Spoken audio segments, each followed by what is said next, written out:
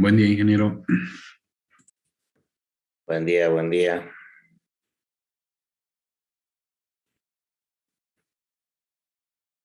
Buenos Bien, días, Inge. buen día. Comenzaremos la clase de hoy día. Como les había prometido, pero no hemos podido pasar clases el anterior viernes, lo que me pidieron era de que pudiéramos abordar un caso de flexión asimétrica visto de la perspectiva del hormigón armado. Entonces, les he preparado yo unos apuntes que después se los voy a colgar. Todavía no estoy muy seguro si los números están exactos, pero lo que quiero ahora es transmitirles el espíritu, la filosofía de cómo se debe de calcular. Para ello me he puesto justamente el barandado, para que ustedes vean, a pesar de que es un elemento tan insignificante, cómo se debe de calcular cuando ya se trate de vigas de cualquier forma. Entonces, voy a permitirme compartir pantalla.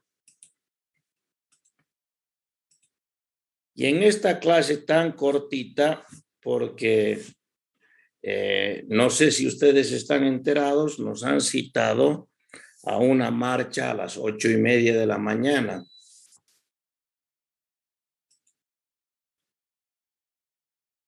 Entonces vamos a tener que suspender la clase tipo 8 de la mañana, una cosa así.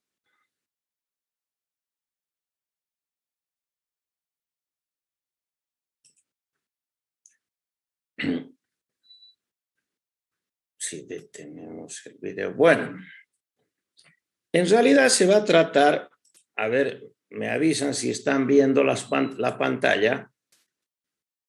En realidad se va a tratar el caso del barandado en el supuesto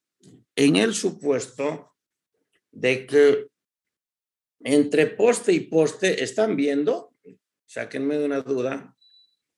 Sí, Inge. Perfecto. En el supuesto que entre poste y poste del pasamanos hay 2,5 metros de distancia. Entonces, lo que yo debo de colocar es el peso propio que, como se ha mencionado, era de 12 por 12. Aquí lo tienen ustedes al lado izquierdo. Ve, ya estoy advirtiendo algunos errores. Esto es A. Entonces, resulta que lo único que he hecho es multiplicar 12 por 12 por el peso específico, peso unitario del hormigón, y colocarlo ahí. Ese peso unitario era de 0,34 newtons milímetro y he supuesto una distancia para tener un canto útil de esta pequeña viguita de 3 milímetros menos, de 3 centímetros menos, es decir, solamente tendrá un canto útil de 9 centímetros.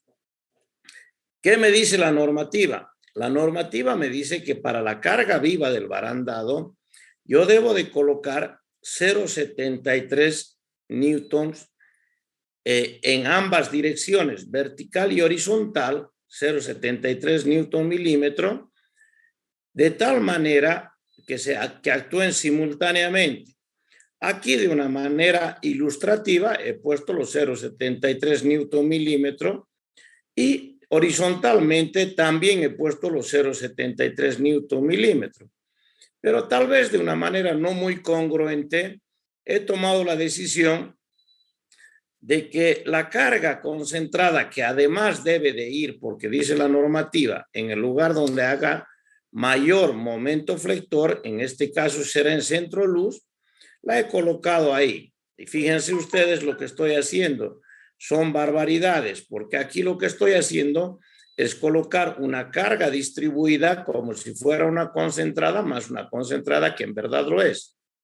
Entonces pudiera ocurrir eso, es decir, que la carga concentrada esté posicionándose de manera horizontal, o pudiera ocurrir que la carga concentrada estuviera, como dice el inciso C, de la manera vertical. Si fuera de la manera vertical, pues el dibujo correspondería más o menos a lo que está dibujada la viga y en función a eso, pues resulta de que pudiéramos calcular. Esa es una alternativa.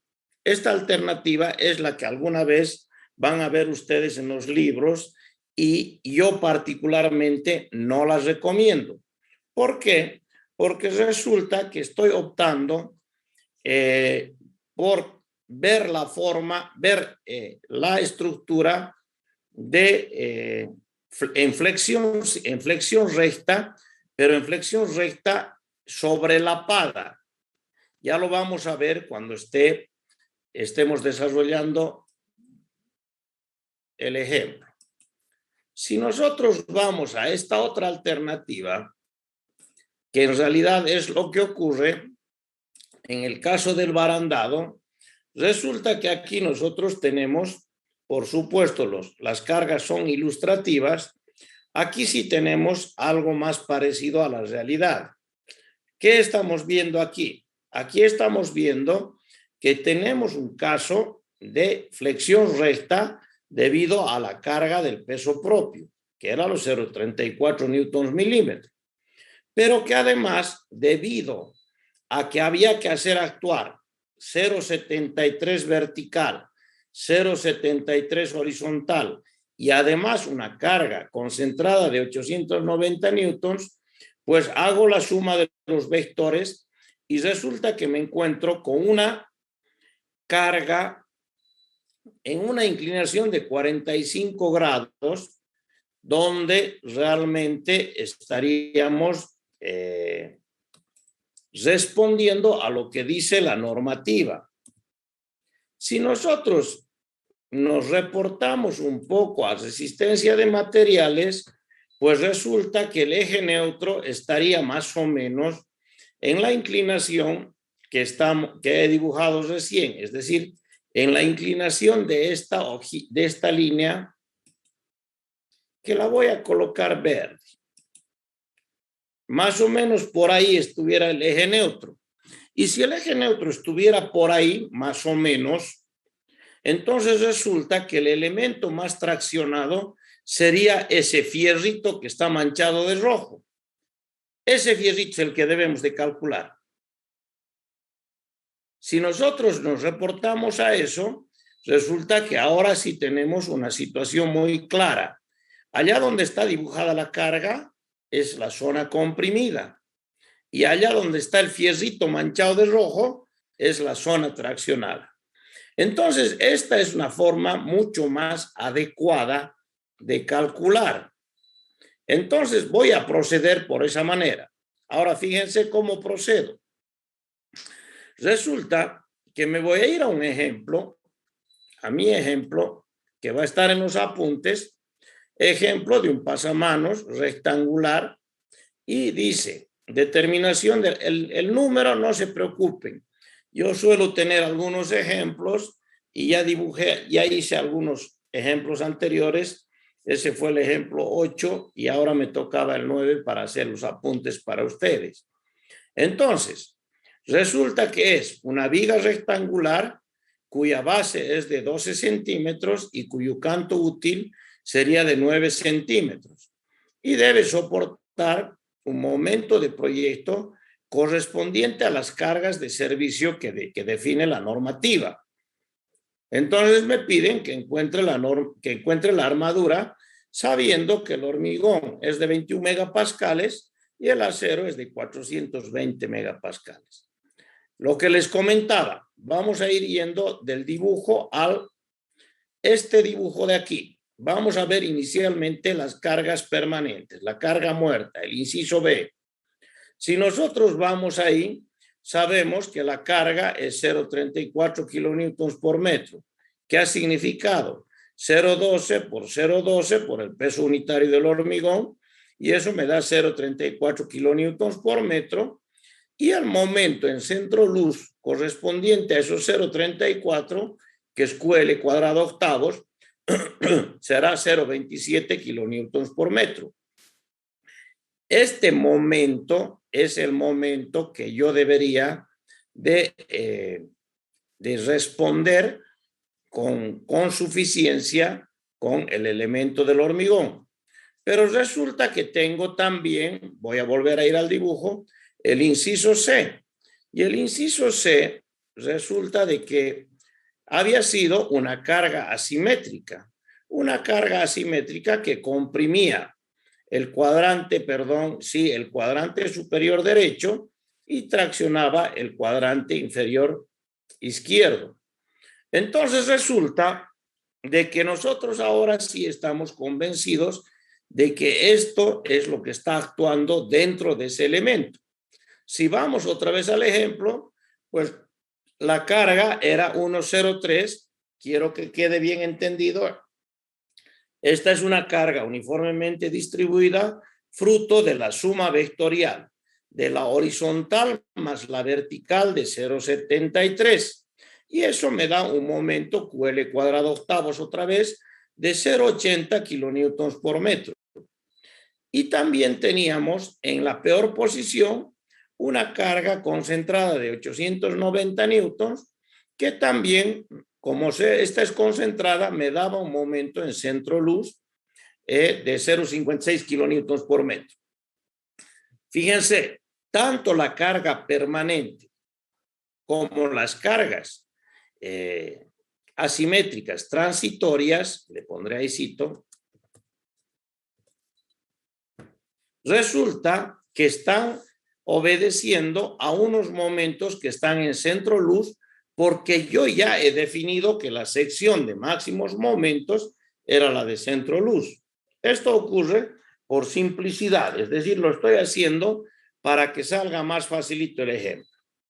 Entonces voy a empezar. Para este momento por carga muerta, diseñar su fierro, y para estos momentos por carga viva, diseñar su fierro.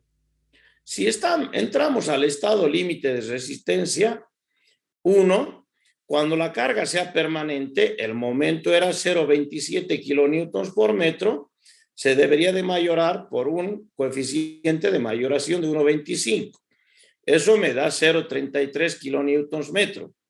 A cambio, si es que veo yo las cargas transitorias, eso se debería de mayorar de 1,75 y por lo tanto era a sumar el 0,80 más el 0,56. Ahí lo tienen todo en la pantalla. Y eso me da 2,38 para el análisis de la simetría. ¿Cómo dimensiono las armaduras? Inicialmente vamos a estudiar el caso de las cargas permanentes. Si vamos a estudiar el caso de las cargas permanentes, que ahí lo he subrayado, estamos en un caso de flexión recta y no habrá ninguna novedad a lo que tenían ustedes en sus apuntes. Es decir, habrá que calcular el momento último dentro de la ecuación, la profundidad del bloque de compresiones, y luego de que se calcule la profundidad del bloque de compresiones, resulta que tendré la cantidad de armadura necesaria para la carga muerta. Ahora bien, esto es lo primero que yo quiero decir. 979 milímetros cuadrados me han dicho que es la armadura necesaria, pero es para los dos fierros, fíjense ustedes, porque al tratarse de un caso de flexión recta, resulta que ahora el eje neutro debería estar por ahí. Para este caso, otra vez lo verdearé.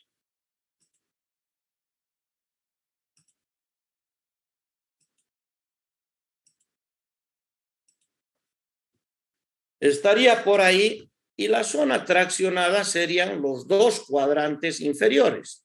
Entonces, son dos fierritos que voy a poner, y como son dos fierritos y lo que yo quiero es calcular el del cuadrante inferior izquierdo, entonces dividiré la armadura necesaria entre los dos fierritos que voy a colocar. Por eso es que he agarrado aquí y he puesto, son dos fierritos que deben de tener 490 milímetros cuadrados cada uno. Entonces voy a cumplir los 979 milímetros cuadrados. Para eso ya estamos bastante claros. La armadura del peso propio son elementos extremadamente livianitos. Miren que es una porquería, es muy chiquitita, es apenas 9,79 milímetros cuadrados, que los voy a distribuir en dos fierritos. Ahora es la parte novedosa. La parte novedosa resulta que es la flexión debido a las cargas asimétricas, es decir, a las cargas transitorias. Esto es lo que realmente existe una discrepancia entre algunos autores y otros. Yo particularmente me inclino por esta forma de calcular. Esto sí es flexión asimétrica. Entonces resulta que la tengo a la carga inclinada a 45 grados. Y supongo también que el elemento está siendo gobernado por la tracción. Pero tengo un problema. El ancho es variable. Conforme crece la profundidad del eje neutro, es conveniente, va variando el ancho y por supuesto irá variando el alto. Entonces me conviene calcular por aproximaciones sucesivas de la siguiente manera. Voy a subdividir las secciones, y esto quiero que lo entiendan muy bien. Voy a subdividir las secciones en subelementos de espesores que a mí me parezcan. Mientras más pequeños sean estos espesores, el resultado será más preciso. Para explicarme con esto, miren, he hecho este dibujito.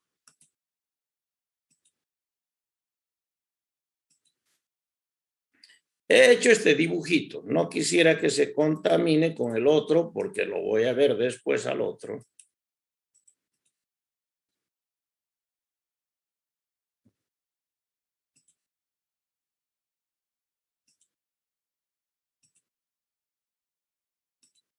Ahora sí, ahora lo tengo ya clarito.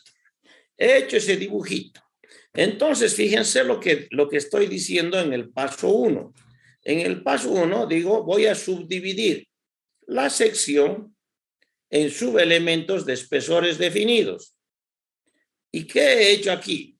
Resulta que aquí he hecho, miren, voy a agrandar, he decidido definir estos espesores, estas distancias. Entonces he agarrado, para este ejemplo en particular, he dicho, voy a agarrar este triangulito que lo voy a dibujar ahora.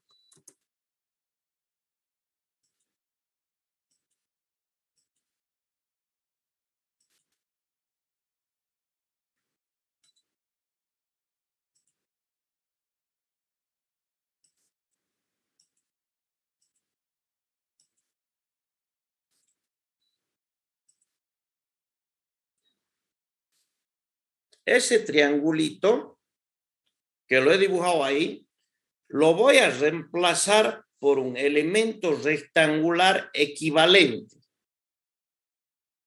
¿Correcto? Ese pedacito de la sección lo voy a reemplazar por un sector equivalente.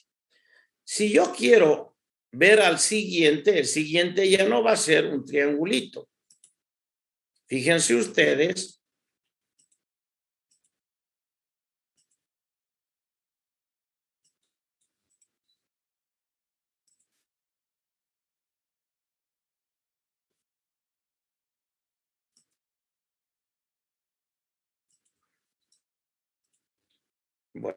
Bueno, no ha salido muy bien, pero este resulta que ahora ya es un trapecio y así seguirán yendo otros trapecios.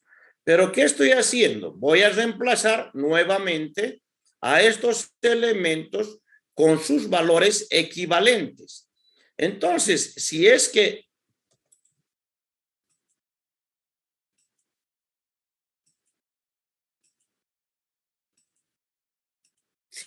voy reemplazando uno a uno por sus valores equivalentes y sé que el eje neutro está por debajo de esta superficie que estoy dibujando, pues resulta que todos estos elementos están siendo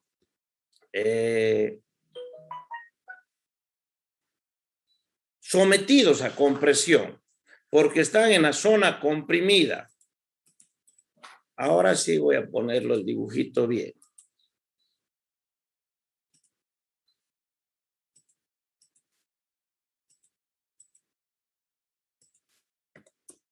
Ahí se nota el trapecio.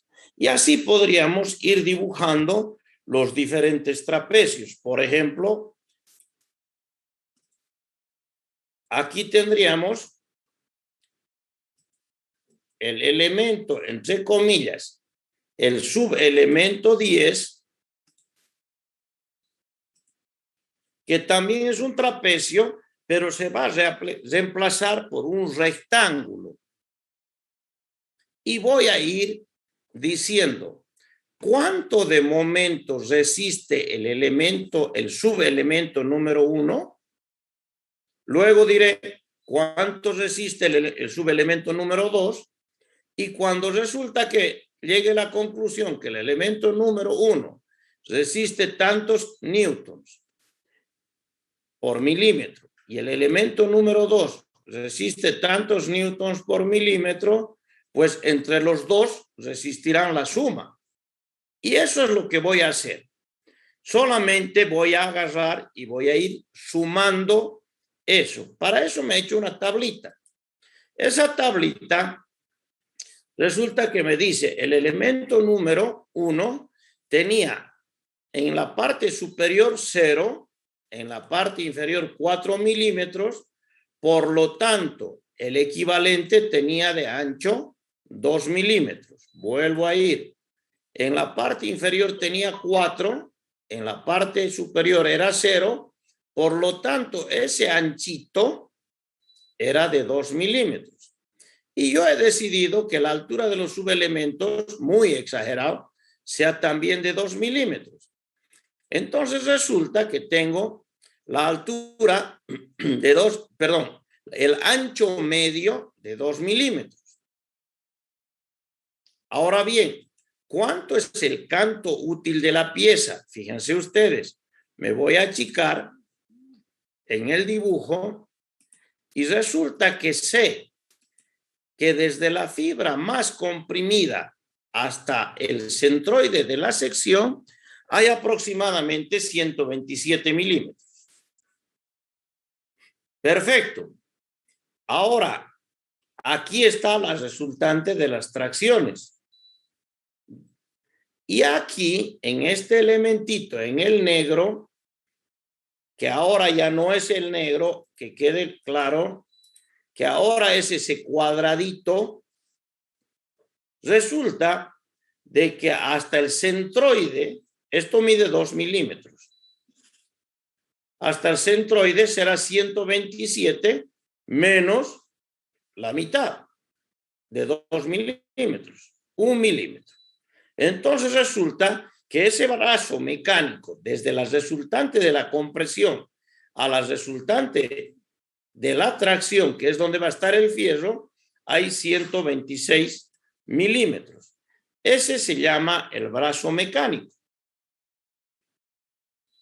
Lo veamos para el elemento, antes de hacer los cálculos, lo veamos para el elemento número 2, para ese que manché con rojo y que lo iba a reemplazar, ese que mancho con rojo y que lo voy a reemplazar por ese rectángulo. Pues ahora lo voy a mirar al rectángulo. De base tenía, 4 milímetros, más 2 que avanzaban aquí, más 2 que avanzaban allá, el paralelepípedo, es decir, el elemento rojo, tenía arriba 4 milímetros, abajo 8. Arriba tenía 4 milímetros, abajo tenía 8. La media para reemplazarlo, por el rectángulo, entonces era 6 milímetros. Ese rectangulito, el rectangulito número 2, entonces tiene de altura 2 milímetros, de anchura 6 milímetros. Eso es lo que estoy poniendo ahí. Fíjense ustedes, el ancho medio es 6 milímetros. Y ahora, ¿cuánto es el brazo mecánico? Desde esta punta superior a donde estaba la armadura eran 127. Menos 2, 125. menos 1 para llegar ahí donde está el cursor, 124. Entonces el brazo mecánico era 124 milímetros, ahí donde está ahora la casilla resaltada. Yo ya tengo el brazo mecánico. Ahora estamos muy contentos. Ya tengo el brazo mecánico para el elemento 1 y tengo el brazo mecánico para el elemento 2. Pero ahora quiero saber cuánto tiene cuánto puedes recibir de fuerza el elemento 1, de fuerza de compresión. Entonces, en la siguiente casilla, fíjense ustedes, estoy poniendo 0,85 por el F'C. Eso es este pedacito. ¿Correcto? Por la altura del elementito, porque es un rectángulo. Este es el siguiente número, por los 2 milímetros. Y por la anchura del elemento, que en este caso eran 2 milímetros también. Entonces, la fuerza de compresión, que era 0,85 de F'C por ancho, por B, y por alto, que son 2 milímetros por H, el área esa resulta de que me da, perdón, que esa fuerza son 71,40 newtons. Ese elementito, el primero de arriba, es capaz de resistir 71,4 newtons. He decidido poner los decimales, aunque es una porquería poner decimales en newton. El newton es tan chiquitito que ponerle decimales ya es irrisorio, pero para que se entienda. Entonces resulta que ha quedado 71,40 newtons. Entonces, si nosotros ponemos aquí, resulta de que esos 71,40 newtons solitos resistirá 71,40. Pero cuando yo le aumente el elemento número 2, que tenía de base 6 y de altura 2, resulta que ese me aguanta 214 newtons. 214,20 newtons. Entre los dos pudieran resistir una compresión que es la suma de los dos. Aquí está 71,40 más 214. Y eso me ha dado 285,60. Perfecto. Hasta ahí estamos muy convencidos. Bien. Ahora queremos seguir trabajando con el tercero, el cuarto, el quinto, para saber cuánto de compresión hay. Bien. Y resulta que ahora quiero saber eso a qué momento corresponde. Es decir, esos 71 multiplicado por su brazo es un momento. Es una fuerza de compresión multiplicada por su brazo. Fuerza por brazo es momento. Entonces aquí fíjense ustedes que lo único que he hecho es multiplicar fuerza por el brazo mecánico. Entonces en este momento yo ya sé que ese elemento puede recibir una fuerza de 71,40 newtons y absorberá un momento de 8.996,40 newton por milímetro. Entonces, ahora sí la tengo clara. Ese es el momento que puede resistir el elemento 1. Este es el momento que puede resistir el elemento 2. Y finalmente, este que está aquí será el momento que puede resistir el elemento 5. Cada elementito está resistiendo un momento, que lo tengo definido por la máxima fuerza de compresión que le puedo colocar. Ahora bien, si nosotros estamos bajo esa figura, ¿cuántos resistirán los 5 elementitos? La suma. Entonces ya no tengo ningún problema de pensar que la suma del momento que resiste el elemento 1, 2, 3 y así sucesivamente será el momento total que resistirá la pieza. Hasta ahí estoy muy contento. Ahora me voy a volver a mis apuntes. Pero he dividido los subelementos. Mientras más pequeños, más preciso.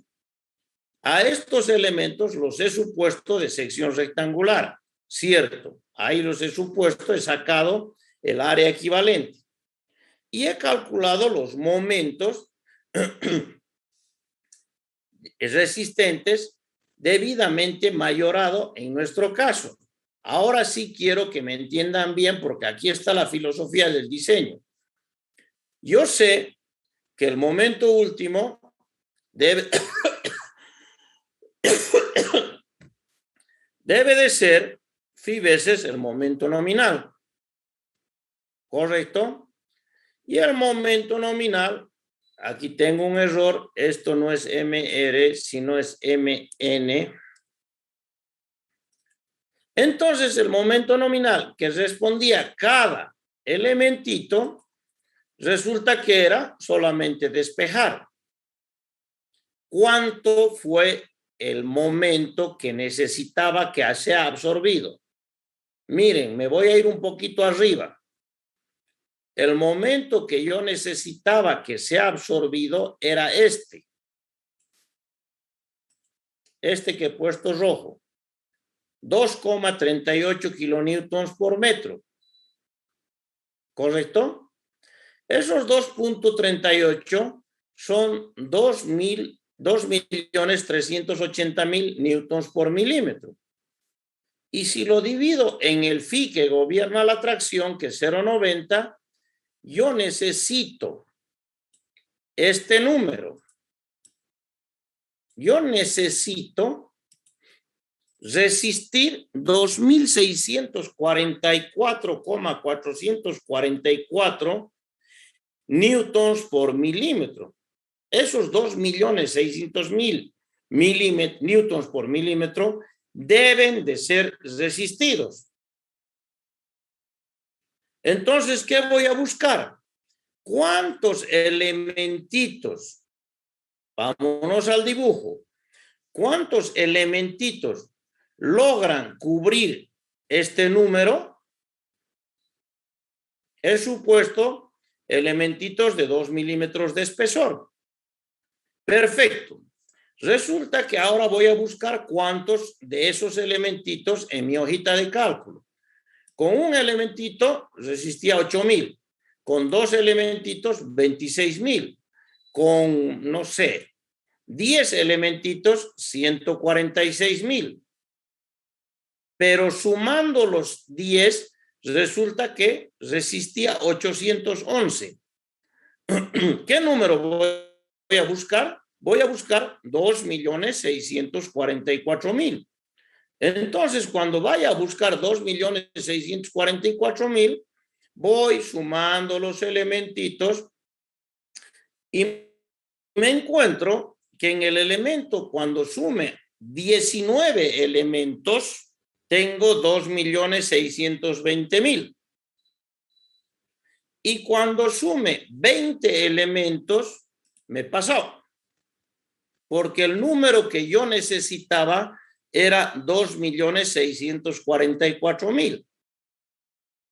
Entonces, lo lógico, lo muy lógico, es que yo le ponga un poquito más de armadura que lo que tiene los 19 elementos y un poquito menos de armadura de lo que implican los 20 elementos. ¿Correcto? Fíjense ustedes, resulta de que yo entonces agarro y digo, para 19 elementos, la fuerza de compresión, porque este es un par de fuerzas, es igual que la fuerza de tracción. Entonces, para 19 elementos, resulta que tengo 25.775,40 y para los otros tengo 560, perdón. Este es para los 19 y este es para los 20. Y ese número será un poquito más de los 6137. Significará 28.560 dividido los 420 y esto me da 68 milímetros cuadrados. Entonces, lo correcto es pensar de que yo lo que necesito son menos de los 68 y más de los 6137. ¿De dónde estoy sacando estos números? De esa hojita de cálculo que me dijo el número que busco es 2644. A alguno de ustedes le va a gustar especular. Ah, perfecto. Entonces esto era para 38 milímetros de altura. Esto era para 40 milímetros del elemento de altura. ¿Qué pasará si yo tengo menos altura? Como ya estoy cerca del 2620, pues resulta que al llegar al 2644 me podría insinuar de que está más cerca del 6137 que del 68. Interpolamos y quedamos muy bien. Tampoco hay mucho problema. Hay que realizar una interpolación y si nosotros llegamos a interpolar linealmente, que no es del todo correcto, pero ya nos daría un parámetro exacto, pues resulta que nosotros tendríamos para 2600, fíjense aquí, para 2620 necesito 6137. Para 2865 se necesita 68. ¿Cuánto se necesitará para 2644? Pues ya está. No hay mucho para pensar. Entonces, a ver, hagan ustedes esa interpolación.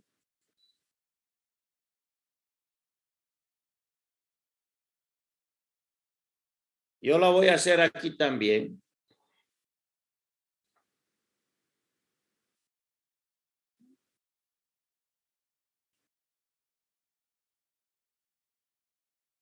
El límite inferior era 2620,951.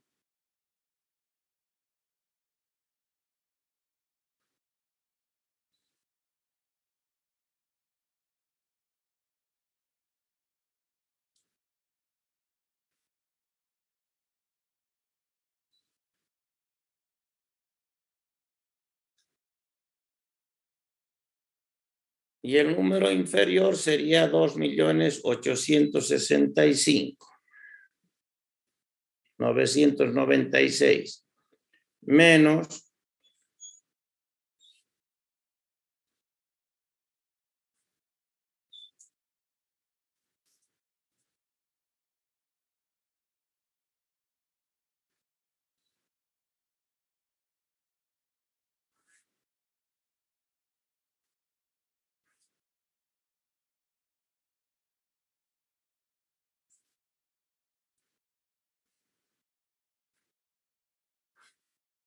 a mí me diera interpolando 62 centímetros, perdón, 62 milímetros cubrirían,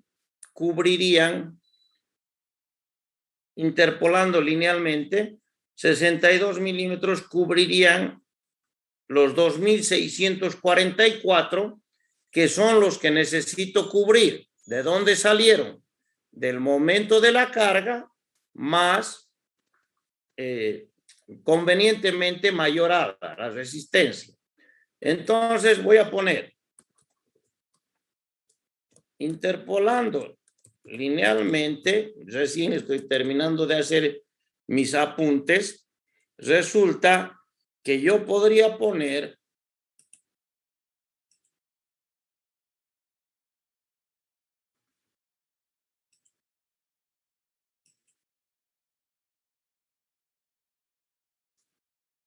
(62,00 milímetros cuadrados.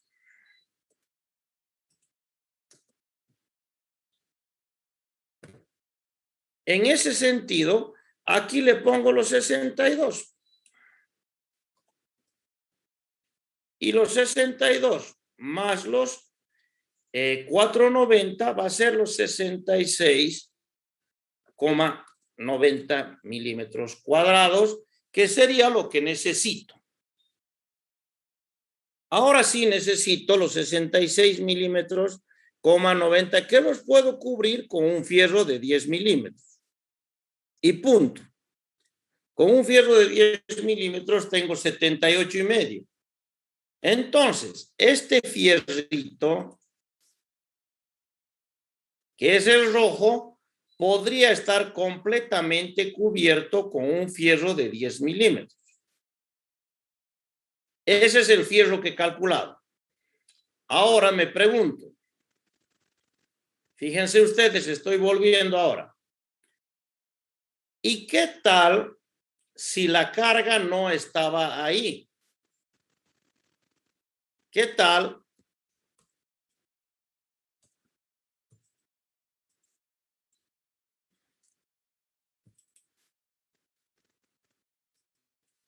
si la carga, en lugar de estar de esa manera inclinada,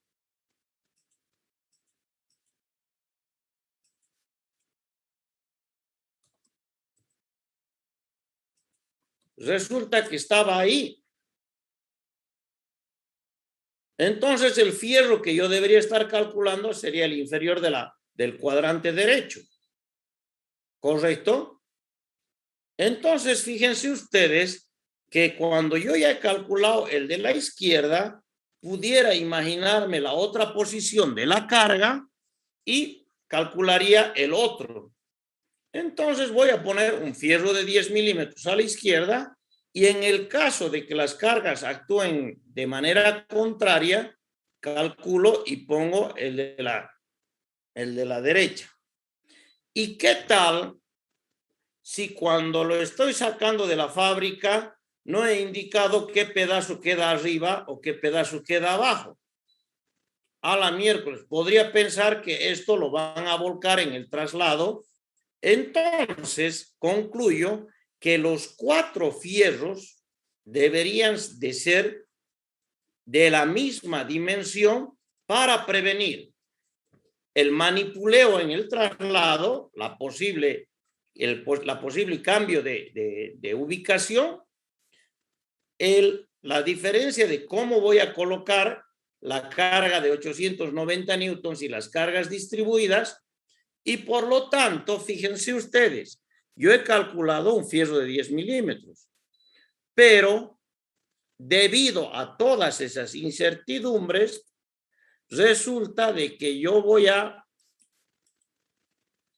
colocar el fierro de 10 milímetros que ya no he calculado, pero por toda esa incertidumbre en los 4 elementos, en los 4 fierros. Entonces pondré 4 fierros de 10 milímetros. ¿Por qué? Porque estoy suponiendo que el pasamanos es prefabricado, que me lo podrían volcar en el viaje, que no sabemos cómo va a actuar la carga de 0,73, no sabemos si va a ser para la baranda derecha del puente o de la izquierda del puente. Es decir, todas esas incertidumbres las tengo que contemplar. Y al final termino con que la armadura calculada fue una, pero las puse en las 4 esquinas. Bien, si nosotros vemos esa figura, este número estaba muy bien hecho. Pero ahora quiero irme a esto que estoy ahora manchando. ¿Qué sucedería si ahora yo tengo calculado, fíjense ustedes, si yo sé la forma? Entonces me voy a este otro dibujo.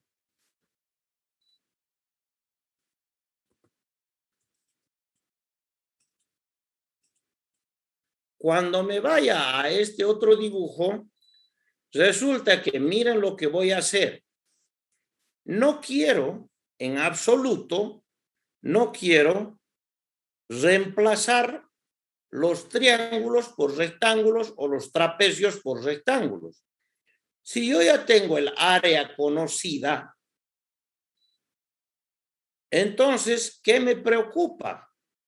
Saco el área, saco su brazo mecánico, el centroide de esa área, la distancia hasta donde está el fierro rojo y tengo la idea clara. Eso voy a hacer. Miren, estoy entrando aquí al elemento 19, aquel que manché con amarillo aquí arriba.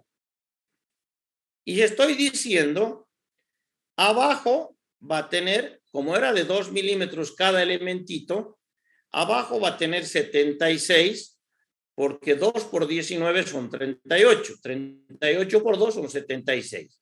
Pero ahora estoy trabajando con un triángulo. Base por altura sobre 2. El canto útil sigue siendo el mismo. Y cuando me voy a poner en el lugar, fíjense ustedes, aquí estoy poniendo los 127 por menos 2 tercios de lo que significa al centroide de gravedad del área. Fíjense ustedes, si esto es así, más o menos el centroide debería estar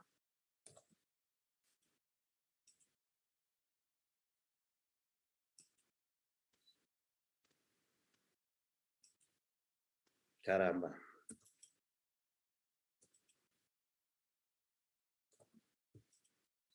Más o menos debería estar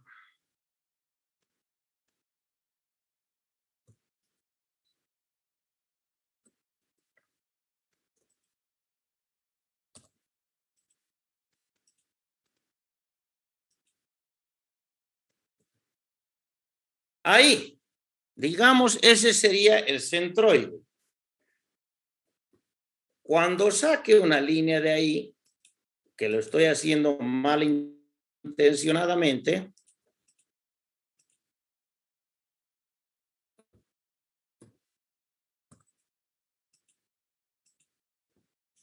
yo sé que todo esto vale 127 milímetros. Yo sé que esto vale 40 milímetros. Como esto es un triángulo,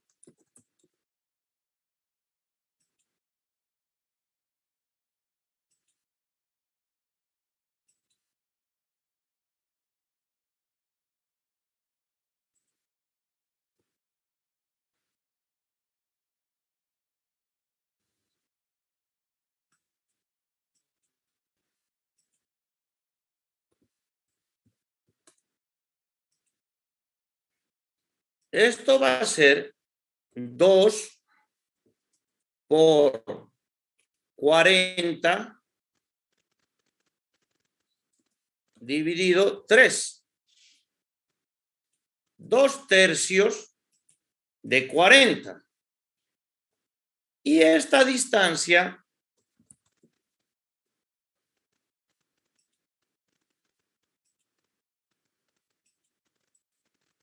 será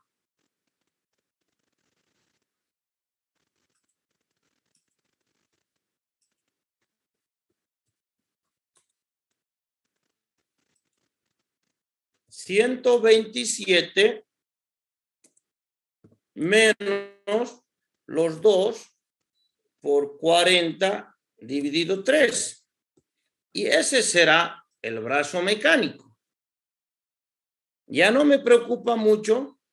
Esta distancia ahora sí es importante. 127 de 2 por 40. Si esto fuera 38, esto será por 38 y esto será menos 2 por 38. Cuando me voy ahí, caigo en cuenta que eso es eso. Miren ustedes, 127, aquí está, 127 menos los 2/3 de 38. Y aquí, 127 menos los 2/3 de 40, el brazo mecánico. Ahora quiero calcular el área. Ya les he dicho, el área es triangular. Aquí será 76 por 38 dividido 2, multiplicado por el 0,85 F'C. Y aquí será 80 por 40 dividido 2, multiplicado por 0,85 de F'C. Es un triángulo. En las líneas verdes. Bien, si ya estamos viendo las celdas verdes, yo puedo definir exactamente cuando sé la forma que tiene la zona comprimida. Entonces resulta que caigo en cuenta de una cosa muy importante. Miren este número al que voy a colorear. Ese número que coloreo era aproximándome de 2 milímetros en 2 milímetros. Pero aquí, como yo conocía, resulta, como yo conocía la zona comprimida, no he necesitado hacer tanta aproximación y he llegado a un número muy similar. Si miramos el verde de arriba, con el amarillo que está ahí, resulta que también tenemos números muy similares. Cuando yo tengo la parte comprimida de forma definida, no habría necesidad de realizar estas aproximaciones sucesivas, se las puede evitar. Pero miren todavía, como yo ya sabía más o menos cómo viene la mano, que además es un triángulo, he decidido hacer una base de 76,4 por una altura de 38,2. Y eso me da prácticamente los 2.644,44. ¿Se acuerdan? Podría hacer una especulación y ponerle, mire, ya hablando de décimas de milímetro. Y resulta que con una décima de milímetro menos ya estoy por debajo.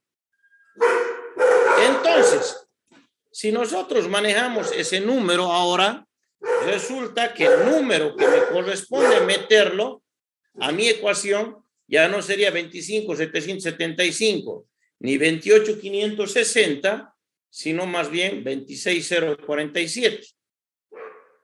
Eso es lo que he puesto en mis apuntes. Fíjense ustedes, vuelvo a hacer lo mismo. Otra vez les digo que es 238 el momento. Y finalmente, este es el cálculo idéntico, me lo he copiado de arriba. Y finalmente resulta que me he encontrado con 2.644, 682. ¿Por qué?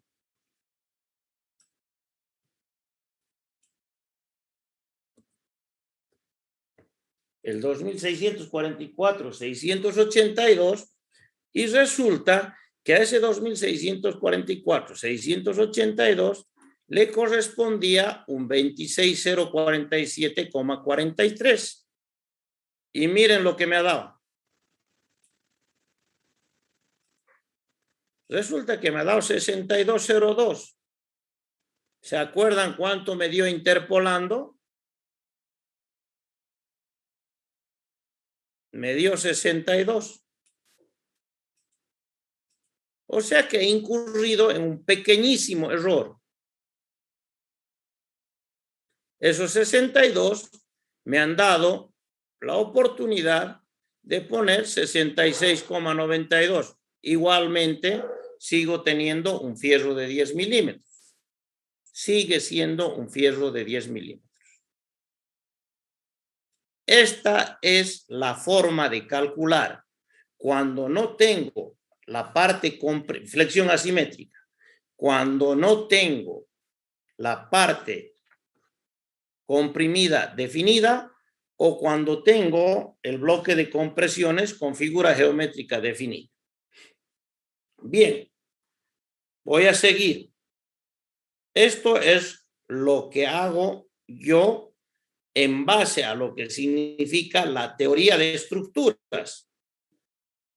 Pero claro, este trabajo es un trabajo tedioso. A mí, miren, estoy terminando de hacer sus apuntes ahora. ¿Qué es lo que sucedería? ¿Qué es lo que sucedería en algún momento cuando la flexión cuando la sección sea caprichosa? Es decir, resulta que ahora no es una sección rectangular, triangular. ¿Puedo obrar de la misma manera? Claro. Es decir, puedo obrar de esta manera. Forma que tenga la estructura. Inclinación que pueda tener sin importarme cualquier inclinación que pueda tener la carga. Entonces, este método es un método general. Es un método que sirve para todo tipo de secciones y que además sirve para el caso de donde nosotros tenemos flexión asimétrica en secciones simétricas. Algunos libros hacen esto. La alternativa 3. Y la alternativa 3 es esta. Supondré o este caso o este otro caso, que la carga de 890 está vertical o que la carga de 890 está horizontal. Y resulta que calcularé o para este o para este. Claro, montarlos sería duplicar. Entonces voy a pensar en eso. Y cuando voy a pensar en eso, lo lógico es pensar de que la carga que se va a aumentar a estas dos va a ser la carga gravitacional, la de 0,34. Entonces, miren lo que hago yo para terminar la clase. Práctica que no es recomendable. La van a ver ustedes en los libros, pero yo particularmente digo que es una chapuza, una cosa mal hecha. ¿Qué digo? Carga vertical, la carga muerta, carga horizontal, carga vertical viva, distribuida, y carga vertical viva, concentrada. Y la carga horizontal definida por la norma. Entonces, ¿en qué caso estoy? Estoy en este caso.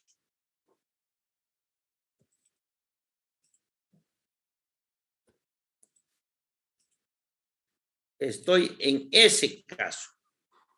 Estoy poniendo las cargas verticales porque sé que a esas cargas le va a afectar además. Entonces voy y hago un doble ejercicio de flexión recta. Uno para las cargas verticales y otro para la carga horizontal, que en este caso era una sola. Y lo sumo. Cuando voy a sumar, resulta que me sale apenas 52,18 milímetros cuadrados. Esto es lo que hacen los libros. 52 versus los 62 que exigían.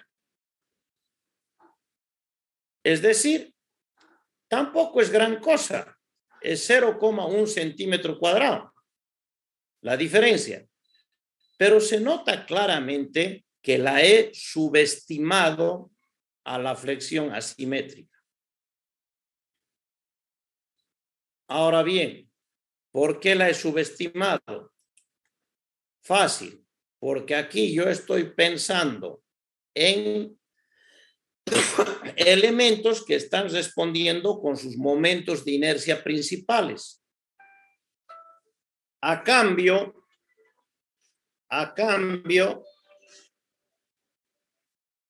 aquí no estoy trabajando con el momento de inercia principal, porque resulta que estoy con el momento de inercia dividido a esta inclinación. Y el momento de inercia, cuando no es un eje principal de inercia, es relativamente menor. Entonces, por eso mismo es que ustedes tienen que tener la idea bastante clara. No es buena práctica realizar esto. Ahora bien, ¿qué voy a hacer yo? Yo esto lo voy a sacar del apunte, porque yo no los quiero confundir a ustedes. Y voy a dejar en los apuntes, voy a dejar solamente la alternativa 1 y la alternativa 2, de tal manera que ustedes puedan. Adjuntaré aquí también la hojita de cálculo y más bien pondré las formulitas para que ustedes puedan caer en cuenta cómo se diseña un elemento a sección asimétrica. ¿Tienen alguna pregunta?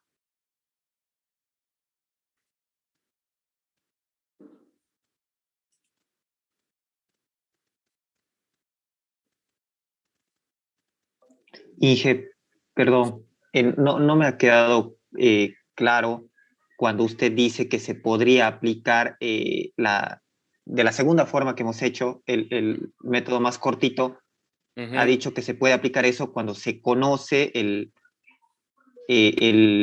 la profundidad o la forma del bloque de compresiones. La forma del bloque de compresiones. Es decir, que sea simétrico, Inge, ¿a eso se refiere? No, porque era un triángulo, la forma era un triángulo. Si la forma es un rectángulo, pues eso tienes la sección rectangular. Si la forma es un círculo, pues vos también sabes dónde está el área y el centroide.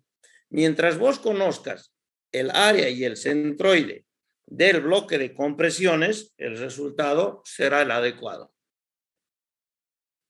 Ya, sí, ahora sí lo he entendido, Inge, gracias. Fíjense ustedes que aquí yo también he hecho aproximaciones. He visto para 19 cuánto da, para 20 cuánto da. Entonces tiene que estar al medio de estos dos. Intentaré con 19, con 38,2. Podía haberlo hecho lo mismo. Fíjense ustedes. Podía haber agarrado y poner 76, 38, perdón, mejor. 39. Y ahí estoy casi. O 39,5. Mire, ya estoy con el número. 39,6. Pero ya esto es mucha mariconada, ¿no ve? 39,6 me da justo. 39,7 está justo pasadito. ¿Pero para qué? Es decir, fíjense ustedes que estoy especulando,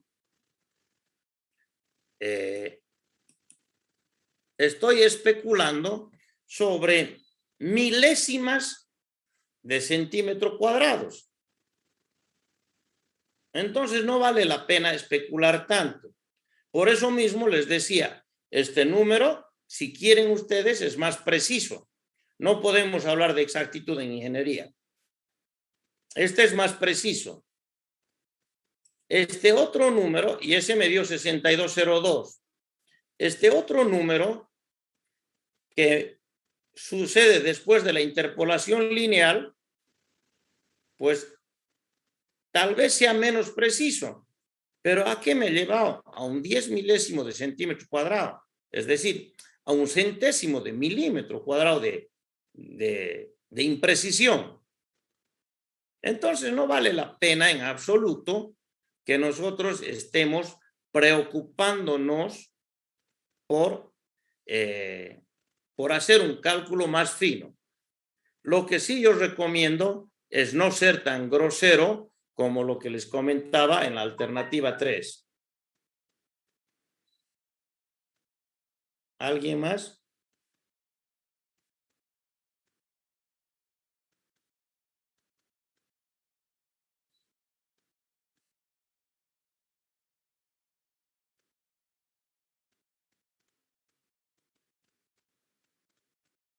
Perfecto. Como no hay ninguna pregunta más, el día sábado nos volvemos a encontrar. Perfecto, a las 7 de la mañana. Que tengan buen día. Me olvidaba decirles. Se han reunido en el rectorado la Federación Universitaria Local, la Federación Universitaria de Docentes y el sindicato, y han tomado la determinación de marchar hoy día porque el gobierno está sacando una ley, que es la 342, que intervendría de una cierta manera a las universidades. Por lo tanto, le haría daño a la autonomía universitaria. En la defensa de la autonomía universitaria han convocado a esa marcha hoy a las 8:30 de la mañana. Supongo que no es obligatoria para ustedes, pero si ustedes quieren participar, participen de la marcha. Posteriormente, seguro ya se les hará algunas otras convocatorias, citaciones, donde se les obligue a marchar por el presupuesto y por la autonomía. Esto es lo que está haciendo el gobierno del MAS y no hay que permitirlo. Perfecto. Me recomendaron a mí que yo les hablara, les comento eso, y aquel que tiene es voluntario el que quiera ir. Entonces, que tengan buen día. Inge, disculpe la buen día. Sí. Inge, que tener una consulta sobre las propuestas que le hemos enviado. ¿Nos va a confirmar, digamos, si es que están bien o ya empezamos nomás? Sí, ya empiezan nomás. Yo ya les di todos los detalles, ¿no? Ya. Muchísimas gracias, Inge. Perfecto. ¿Alguna pregunta más?